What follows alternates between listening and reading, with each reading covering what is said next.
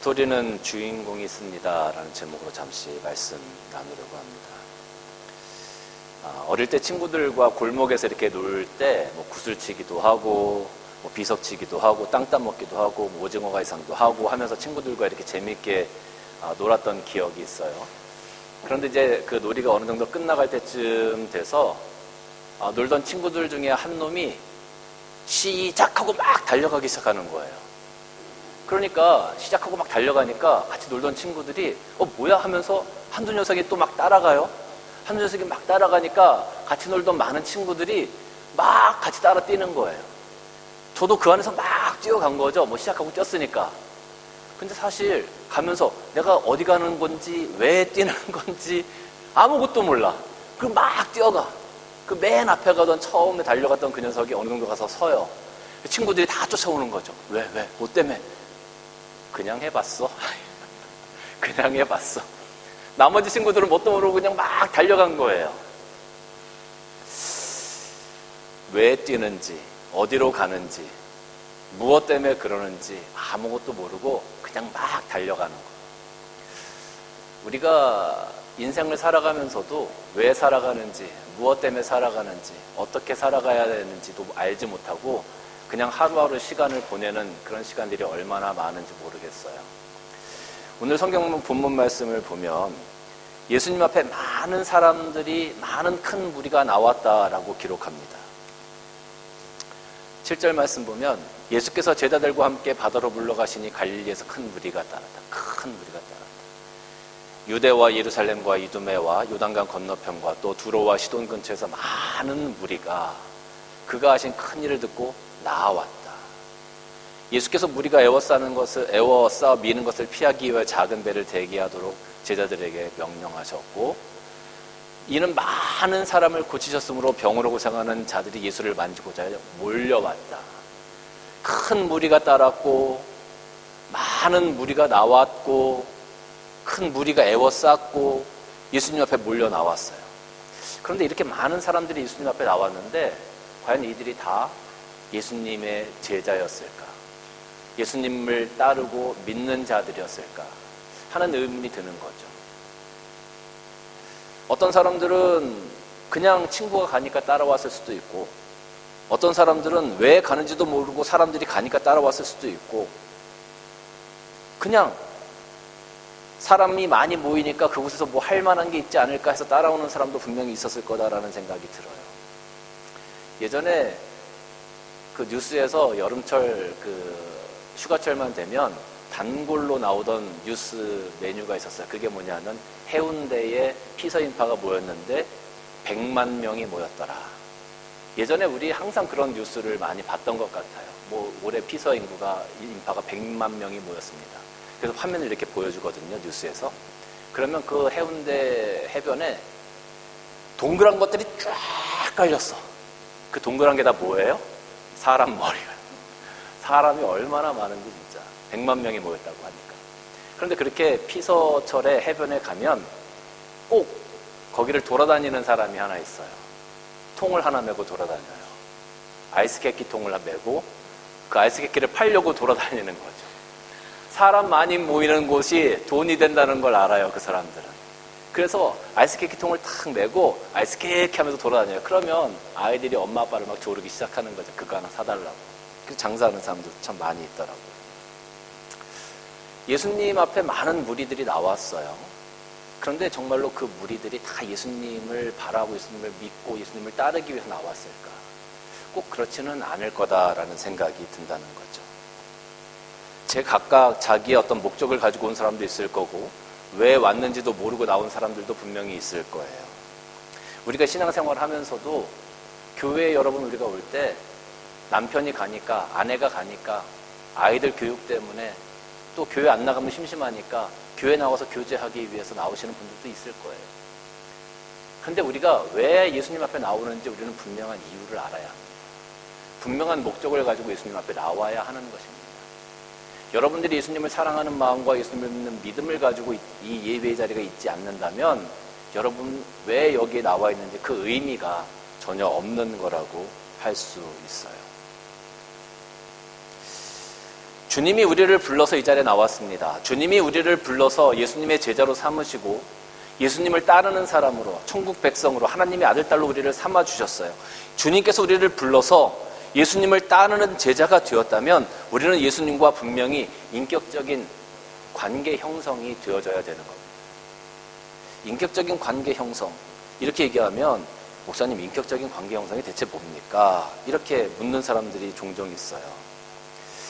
여러분, 어떤 아이가 학교에서 선생님한테 가르침을 배워요. 그런데 선생님이 가르쳐주는 것을 잘 이해하고 선생님이 가르쳐주는 것들을 잘 받아들이고 선생님이 수학 문제를 이렇게 푸는 거야 라고 말씀해 주시면 그걸 따라서 잘 풀어요. 그러면 그 학생은 좋은 학생인 거예요. 잘하는 학생인 거예요. 선생님이 얘기를 해도 전혀 귀담아 듣질 않아. 선생님이 가르쳐줘도 그거를 전혀 자기 것으로 만들려고 하지 않아. 그 학생들은 시험 보면 맨날 빵점이에요. 바로 이런 겁니다.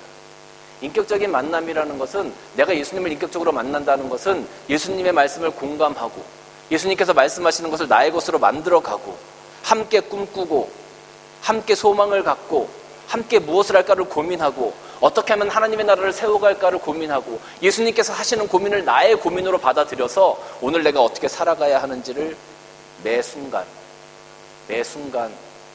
고민하면서 살아가는 것. 그리고 예수님의 마음, 그 마음을 품고 내가 오늘 이 땅에서 살아가는 것. 그것이 바로 예수님과의 인격적인 만남이라고 할 수 있어요. 예수님과 의논하고 예수님과 함께 꿈꾸고 예수님과 함께 내 인생의 스토리를 써나가는 사람, 그것이 바로 예수님과의 인격적인 만남을 가지고 있는 사람이라는 거예요. 매 순간 우리는 우리의 인생의 스토리를 써나갑니다. 그런데 어떤 사람들은 자기 인생의 스토리를 써나가요. 내 인생의 스토리를 내가 써나가요. 목사님, 내 인생의 스토리를 내가 써나가는 게 뭐가 잘못됐습니까? 아니요, 하나도 잘못된 건 없습니다. 대부분의 사람들이, 많은 사람들이 자기 인생의 스토리를 자기 펜으로 써내려가면서 살아갑니다. 그런데 우리는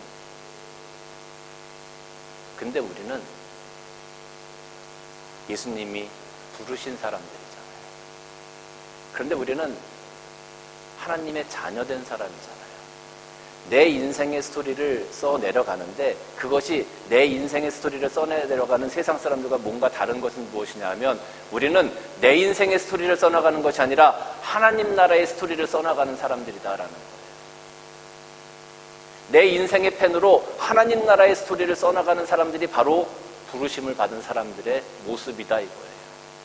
내 인생의 스토리를 쓰는 사람들은 내 마음대로 써내려갈 수 있어요. 내가 원하는 대로 써내려갈 수 있어요. 내가 스스로 작가가 될 수 있어요. 그런데 예수님께 부르심을 받은 사람들은 예수님과 함께 고민하고 어떻게 해야 될지를 생각하고 무엇을 하나님께서 기뻐하실까를 생각하면서 오늘 하나하나를 써내려가요. 하나님 나라의 스토리를 써내려가는 거예요. 하나님 나라의 스토리를 내 인생에 녹여서 써내려가는 거예요.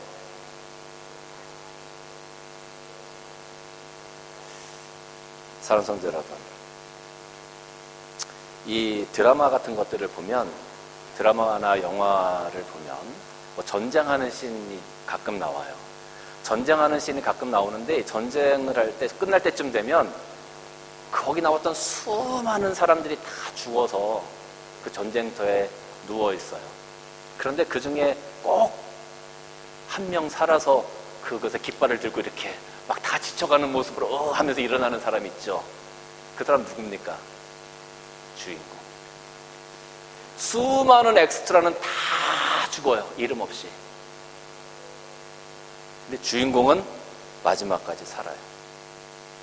여러분, 주인공 죽어요, 안 죽어요? 죽어요, 안 죽어요? 드라마에서 주인공 죽어요, 안 죽어요? 안 죽어요. 주인공 죽으면 드라마 끝나. 여러분, 드라마에서 주인공 쓰러져요, 안 쓰러져요? 쓰러져요, 안 쓰러져요? 쓰러지긴 하죠. 주인공이 쓰러지긴 하지. 처음에 시작하면 주인공 맨날 쥐어 터지고 쓰러지고 어디 가서 그냥 맨날 울고 있고 막 그런 장면 나오잖아요. 쓰러지기는 해. 그런데 쓰러져도 다시 일어나. 이 아이들이 게임을 하거나 만화 같은 것들을 보면은요, 거기 아이들이 쓰는 용어 중에 주인공 버프라는 게 있어요. 주인공 버프. 뭐 아마 게임할 때 보면 뭐 약물 같은 거 이렇게 먹고 갑자기 이렇게 건강이 회복된다든지 뭐 그런 것들을 얘기하는 것 같아요. 주인공 버프가 뭐냐면 총알이 막 날라와. 그런데 주인공 한 대도 안 맞아. 옆에 있는 사람들 다 죽는데 주인공 안 죽어. 이게 주인공 버프야. 주인공만의 특별한 힘인 거예요. 주인공이 쓰러질 수 있어요. 부상당할 수 있어. 근데 절대 안 죽어. 이게 주인공 버프거든요. 우리가 하나님 나라의 이야기를 내 인생 가운데 써내려갈 때 우리에게 주시는 하나님의 버프가 있어요. 성령이거든요. 성령께서 나와 함께 하시고 성령께서 나를 지키시고 나를 인도하시거든요. 우리는 하나님 나라의 이야기를 내 인생 스토리 안에 써나갈 때 내가 하나님 나라의 주인공이 되어져서 하나님께서 나를 사용하시는 거예요. 내 인생을 하나님께서 써내려가실 때 그 안에 하나님의 나라가 그대로 녹아져 있는 거죠. 그러면서 그냥 그걸 써내려가라고 하시는 것이 아니라 주인공 버프, 성령을 우리에게 주셔서 나로 하여금 때로는 쓰러진다 할지라도 다시 일어나게 하시고 마지막에는 승리하게 하시는 하나님의 은혜를 우리가 맛볼 수 있게 된다라는 것. 매 순간 하나님의 나라의 주인공으로 살아갈 때 우리는 매 순간 이 나라를 위해서, 사회를 위해서, 하나님 나라를 위해서, 어려운 사람들을 위해서 중보기도자로 세워져 가는 것이고, 우리가 매 순간 하나님 나라를 예배하는 예배자로 세워져 가는 것이고, 이 땅에서 악한 영들을 눌러 이길 수 있는 강한 영적인 사람들로, 영적인 용사들로 우리가 살아가게 되는 거예요. 그게 하나님 나라의 주인공의 역할이에요. 우리가 이 땅에서 하나님이 우리를 부르셨단 말이에요. 하나님의 자녀로 우리가 살아간단 말이에요. 근데 여러분, 엑스트라로 살아가고 싶으십니까? 아니면 하나님 나라의 주인공으로 살아가고 싶으십니까? 엑스트라로 그냥 그렇게 살다가 그냥 갈래요 하시는 분들도 계시겠지만, 이왕 우리가 하나님 나라의 그 큰 영화, 큰 드라마의 캐스팅이 되었다면, 이왕이면 주인공으로 한번 우리가 우리의 인생을 써내려가면 어떻겠습니까? 하나님께서 우리를 부르셔서 하나님의 자녀 삼으셨고 우리를 주인공으로 캐스팅하셨어요. 그런데 그 주인공으로 캐스팅하셨는데 왜 엑스트라의 삶을 자꾸 살려고 하세요? 주인공으로 캐스팅되기 위해서 많은 배우들이 아주 피 터지죠. 아주 그냥 서로 그 물밑에서 얼마나 작업을 하는지 몰라요. 주인공으로 캐스팅되려고. 그런데 하나님이 우리를 주인공으로 캐스팅하셨다니까요. 그런데 왜 그 주인공의 삶을 안 살아가려고 하시냐는 거예요. 큰 무리가 하나님 앞에 나왔어요. 오늘 우리가 하나님 앞에 나왔어요. 여러분 엑스트라로 하나님 앞에 나오셨어요? 아니면 하나님을 사랑하고 하나님 나라의 스토리를 써내려가는 주인공의 모습으로 이 자리에 앉아 계세요? 오늘 이 자리에 앉아 계신 여러분들은 하나님 나라의 스토리를 써내려가는, 내가 왜 오늘 살고 있는지, 내가 오늘 어디로 가고 있는지를 정확히 알고 하나님과 함께 그 하나님 나라의 스토리를 써내려가는 주인공의 삶을 다 살아가시기를 주님의 이름으로 간절히 축원합니다. 11절과 12절 말씀을 보면 더러운 귀신들도 어느 때든지 예수를 보면 그 앞에 엎드려서 부르짖으며 이르되 당신은 하나님의 아들입니다. 예수께서 자기를 나타내지 말라 경고하시니라 그랬어요. 예수님이 가셔서 그 사역을 감당하실 때마다 그 영적인 존재들이 예수님이 누군지를 알았어. 그래서 예수님을 고백하는 거예요. 하나님의 아들임을 고백하는 거예요. 사람들은 몰랐지만 영적인 존재들은 분명히 알았어요. 그래서 먼저 하나님의 아들임을 고백하는 겁니다. 그런데 예수님께서 그 귀신들에게 조용하라고, 자기를 나타내지 말라고 오히려 경고하셨어요. 예수님은요, 자기를 드러내는 것에 대해서 관심이 없으신 분이에요. 예수님이 관심사는 오직 하나님의 나라에 있었어요. 하나님의 나라, 어떻게 하면 하나님의 나라를 이 땅에 증거할 것인가에 관심을 가지셨다라는 것이죠. 우리는 나 자신을 드러내는 것에 참 관심이 많습니다. 나는 자랑하기 좋아하고 높아지기 좋아하고 나를 알아달라고 맨날 소셜미디어에 우리의 좋은 것들을 막 업로드 하잖아요. 그리고 작은 것도 이만하게 부풀려가지고 사람들한테 막 자랑하잖아요. 소셜미디어에 들어가서 한번 보십시오. 그들이 가지고 있는 차는 정말로 다 럭셔리한 뭐 페라리니 람보르기니 뭐 이런 차들이고, 그들이 살고 있는 저택들은 다 으리으리하고 그들의 뱅크 어카운트에는 막 수십억씩 들어있는 그런 것들을 다 자랑하잖아요. 그런데 예수님의 모습은 조금 달랐다라는 거죠. 사람들이 나를 칭송하고 나에게 몰려들고 이것에 관심이 있었던 게 아니에요. 예수님은 오히려 자랑하지 않고 겸손하신 분이었어요. 많이 가지려고 하지 않고 오히려 나누시는 분이었어요. 복수하는 사람이 아니라 오히려 용서하고 품어주시고 사랑하시는 분이었어요. 근데 우리는 예수님께서 우리를 부르셔서 제자 삼으셨고 정말로 하나님 나라의 자녀를 삼아주셨는데, 그리고 주인공으로 캐스팅을 해주셨음에도 불구하고 그 주인공의 역할에 자꾸 충실하지 못하고 자꾸 엑스트라의 삶을 바라보면서 그쪽으로 나의 발걸음을 옮겨나가고 있다는 거죠. 내 삶에 더 집중하는 거야. 내 스토리를 써내려가고 싶은 거예요. 하나님의 나라의 스토리를 써내려가는 그 주인공의 삶이 아니라 자꾸 내 스토리, 내 인생의 스토리를 써내려가고 싶어하는 유혹이 자꾸 생긴다는 거예요. 그러니까 예수님이 얼마나 답답하셨느냐면 그 6장, 마태복음 6장 16, 19절 말씀 보니까 예수님이 이렇게 말씀하세요.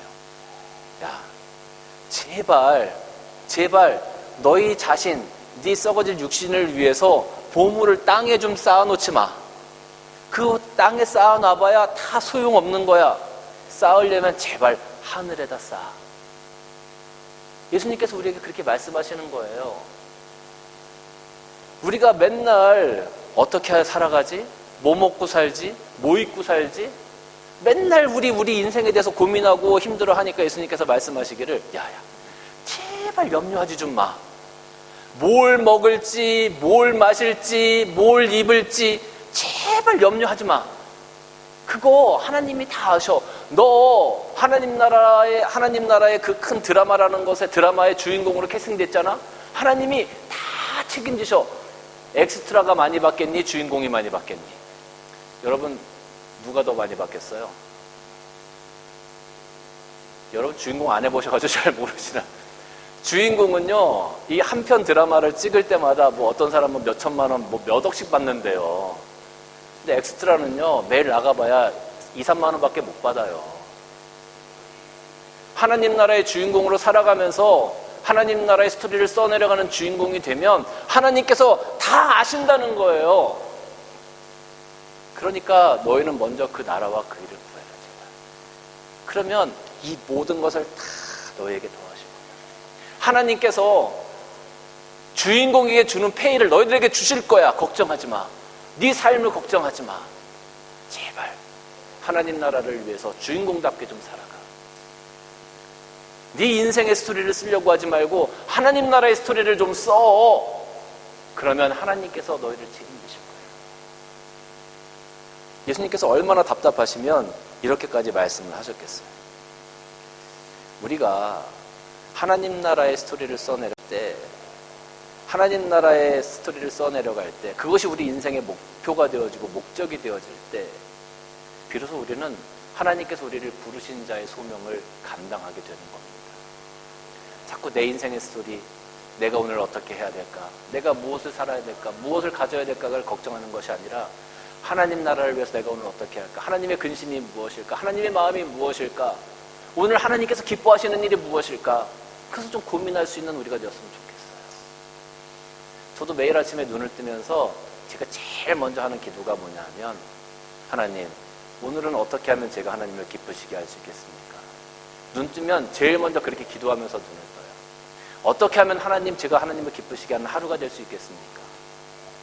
그렇게 될 수 있도록 도와주세요. 제가 매일 아침 눈 뜰 때마다 침대에서 눈 뜨면 그 기도를 제일 먼저 합니다. 하나님 나라를 위해서 우리가 어떻게 살아가야 할까를 고민할 수 있는 우리 성도들, 여러분들이 다 되어주시기를 주님의 이름으로 간절히 축원합니다. 13절부터 19절까지 말씀을 보면 예수님께서 12 제자를 부르세요. 12 제자를 부르시면서 14절 말씀을 보니까 12를 세우셨으니 자기와 함께 있게 하시고 또 보내사 전도도 하며 귀신을 내쫓는 권능도 가지게 하시고, 예수님께서 그 제자들을 사명을 감당할 수 있는 능력 주시고 그들을 내어 보내셔서 하나님 나라를 전도하게 하시려고, 전하게 하시려고 예수님께서 그들을 보내셨어요. 부르셨어요. 그런데 이 제자들의 상황이나 제자들을 잘 살펴보면 이들이 이런 권능을 행할 수 있는 자들이냐, 특별한 능력 있는 자들이냐, 특별한 기술이 있는 자들이냐, 아니라는 거죠. 이것과는 전혀 상관없는 별개의 사람들이었어요. 보통 사람들이었어요. 우리와 같은 사람들이었어요. 그냥 어부였고요. 자기 하루 벌어 하루 먹는 사람들이었고요. 그냥 평범하게 살아가는 사람들이었어요. 아니, 어쩌면 평범보다 조금 떨어지는 사람일 수도 있었을 것 같아요. 그냥 우리와 똑같은 사람들이었어요. 오늘 여러분과 똑같은 사람이었다는 거죠. 그런데 예수님께서 그들을 부르셨어요. 그들을 부르셔서 자기와 함께 있게 하시고 보내사 전도도 하게 하셨는데 귀신을 내쫓는 권능도 가지게 하셨어요. 그런 능력을 예수님께서 주셨어요. 예수님께서 주셨어요. 어떠한 능력이 있는 사람도 아닌데 부르셔서 그런 능력을 주셨어요. 여러분 잘 한번 들어보세요. 어떤 성경학자가 이런 얘기를 했어요. 우리들은 제자들의 연약함을 알게 될수록 하나님의 은혜로 그들을 선택하셨음을 명확히 알 수 있다. 다시 한번 제가 말씀드릴게요. 우리들은 제자들의 연약함을 알게 될수록, 제자들이 얼마나 부족하고 연약했는지를 알면 알수록 하나님의 은혜로 그들을 선택했음을 알 수 있다. 그들은 하나님의 능력을 감당할 수 있는 자들이 아니었고 그들은 예수님의 제자로 부름을 받을 수 있는 자들이 아니었어요. 그런데 그들을 선택하셔서 제자로 사용하시고 귀신을 내어쫓는 능력도 주셨어요. 이것이 다 하나님의 은혜로 되었다라는 거죠. 조금 더 이해를 돕기 위해서 하나 예를 들자면, 학교에서 1등 하는 아이가 있고 30등 하는 아이가 있고 50등 하는 아이가 있어요. 꼴찌하는 아이가 있어요.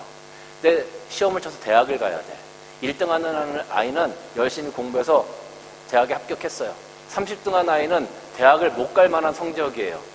그런데 대학에서 그래 30등이니까 한번 봐주자. 걔를 대학에 데리고 갔어. 마지막 꼴찌 하는 애는 이래도 저래도 안 되는 놈이야. 그런데 이 대학에서 그래 얘네 둘 데리고 가는데 혼자 놔두면 어떡해. 얘도 데리고 가자. 데리고 갔어. 셋이 다 대학에 합격했다고 한번 생각을 해보십시다. 그러면 뭐 1등은 그럴 만한 놈이니까 갔다고 쳐요. 30등 한 사람은 대학에 갈 수 없는데 점수가 모자라는데 한 10점 정도 더 플러스 해줘서 다 갔어. 그러면 한 10점 정도의 은혜가 있는 거예요. 그죠? 근데 50등 하는 녀석은 대학에 갈 수 없는 아이예요. 100% 갈 수가 없어. 100% 대학에서 얘를 픽업해서 100%의 은혜로 얘를 대학에 데리고 간 거예요. 그러니까 제자들이 연약하면 연약할수록, 연약하다는 것을 알면 알수록 30%인 이 30등 했던 친구는 대학에 갈 때 감사는 하겠죠. 그래도 감사는 해. 근데 50등 한 아이는 죽을 만큼 감사하겠죠. 죽을 만큼. 그거예요. 예수님께서 우리들을 제자로 선택해 주셨잖아요. 예수님께서 12제자를 선택하셨을 때 그 제자들이 정말 이 50등 하는 아이와 같았다니까요. 여러분, 우리는 사람을 선택하고 사람을 사귈 때 먼저 그 사람을 한번 판단해요. 저놈 저거 성질이 더러운 놈인지 아닌지 판단해요. 성질 더러운 놈이 있으면 될 수 있으면 피해야 돼. 저 사람 저거 자기만 아는 이기주의자인지 아닌지 우리가 먼저 한번 생각해봐요. 자기만 아는 사람이면 옆에도 굉장히 피곤하거든요. 자기만 알고 돈 안 쓰고 아주 그냥 돈만 아는 사람이야. 이런 사람 옆에 있으면 또 피곤하거든요. 그러니까 먼저 우리가 그걸 한번 싹 스크린 한번 보죠. 그리고 나서 그런 사람이면 가까이 안 하려고 해요, 우리는. 그런데 예수님은 그런 죄인들까지도 부르셨다는 거예요. 그런 죄인들까지도 은혜를 주셔서 부르셨다는 거예요. 그래서 우리가 오늘 여기 있는 겁니다. 나같이 성질 더러운 놈, 나같이 이기주의자인 사람, 나같이 돈만 밝히는 사람, 나같이 용서하지 못하는 사람, 내가 대학에 갈 수 없는 50등밖에 안 되는 사람인데 예수님이 우리를 선택해서 불러주신 거예요. 우리는 예수님 앞에 부름받을 수 있는 자들이 아니에요. 우리는 너무 부족하거든요. 여러분 스스로 알잖아요. 우리 성질 얼마나 더러워요. 근데 하나님께서 택해 주셨죠. 나 얼마나 이기적입니까? 내가 얼마나 돈을 사랑합니까? 내가 얼마나 다른 사람들을 용서하지 못합니까? 우리 다 알잖아요. 근데 예수님 우리 선택해 주셨잖아요. 그럼 우리가 예수님의 제자된 것, 예수님을 따라가는 삶을 살아가면서 우리가 자랑할 수 있는 게 뭐예요? 예수님의 은혜밖에 없는 거예요. 우리가 자랑할 수 있는 거는 예수님의 이름밖에 없는 거예요. 우리가 자랑할 수 있는 건 하나님밖에 없는 거예요. 내가 할 수 있는 게 아니거든요. 내가 이렇게 된 게 아니거든요. 그런데 우리를 선택해서 하나님 나라의 스토리를 써가는 주인공으로 우리를 캐스팅해 주셨다니까요. 내가 주인공다워서 나를 캐스팅한 것이 아니라 나 정말로 볼품없는데, 주인공감이 안 되는데, 엑스트라도 안 되는데, 연기해본 적도 없는데 괜찮아. 내가 주인공 버플 너한테 줄 거야. 성령께서 너와 함께 하실 거야. 내가 너와 함께 할 거야. 그리고 우리를 하나님 나라의 주인공으로 선택해 주신 거야. 그리고 하나님 나라의 스토리를 써나가게 하셨어요. 그런데도 우리는 여전히 자꾸 내 스토리를 쓰려고 한다는 거죠. 우리가 그 은혜를 알면, 우리가 그 은혜를 깨달으면 내 스토리, 내 인생의 스토리를 내 마음대로 쓰겠다고 할 수가 없어요. 하나님의 은혜가 그렇게 큰데 어떻게 내 마음대로 살아가겠다고 할 수가 있겠어요. 나 같은 사람도 주인공으로 선택해 주셨는데 어떻게 내가 하나님의 마음에 합당한 삶을 안 살아갈 수 있겠어요. 그럴 수 없다니까요.